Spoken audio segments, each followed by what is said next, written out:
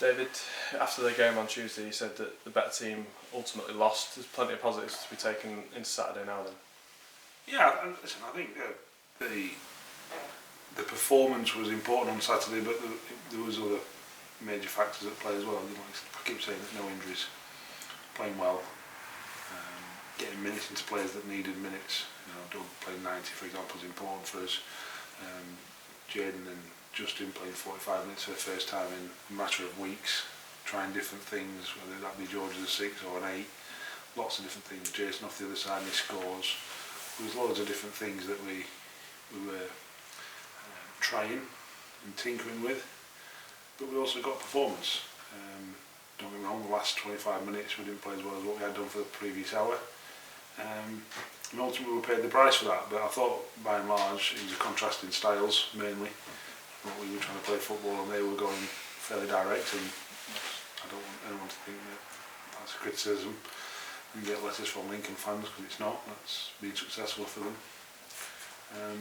But I thought we were good at what we did for large parts. So yeah, it's pleasing to see players that might not have had as many minutes, or players playing 45 and 45 coming on and just seamlessly going into it. So yeah, it was quite pleasing. The only disappointing thing was the result. Like you mentioned there, players getting minutes and coming back. Do you feel like you're starting to get a few more options again? Yeah, one or two, but not many. We're still not quite down to the bare bones, but we're getting, like I said, Justin and Jaden playing 45 minutes will help.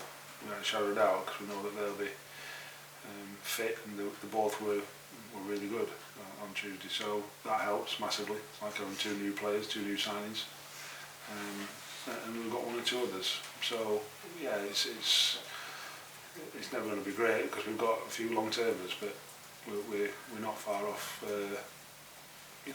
having some selection headaches, but we're still not quite there yet. Back-to-back wins on the road coming into Saturday, you must be going in with that confidence that you've sort of got that monkey off your back now a little bit. Yeah, I think people make.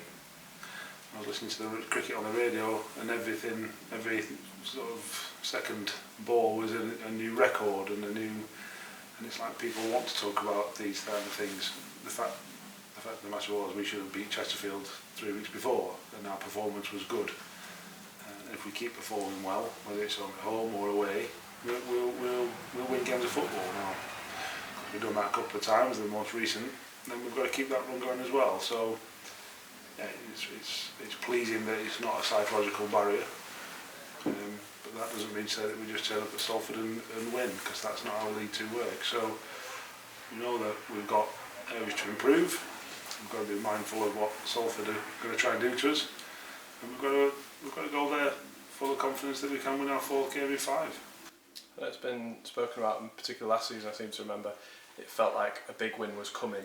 And there's a bit of that this season when the performances are good, they're really quite strong, and you're sort of waiting for those chances to be goals, I suppose. Yeah, I think anyone who says we're inconsistent this year, I'd agree with. We haven't been consistent enough.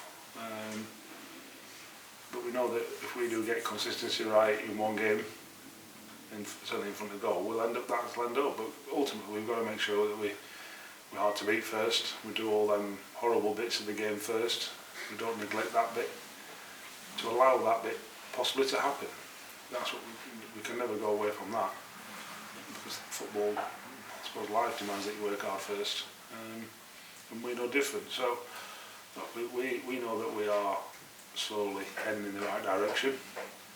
I think anyone who said we've got 15 points after 10 games, I think it's 15, something like that. Anybody who'd said a point and a half every game would have probably accepted it.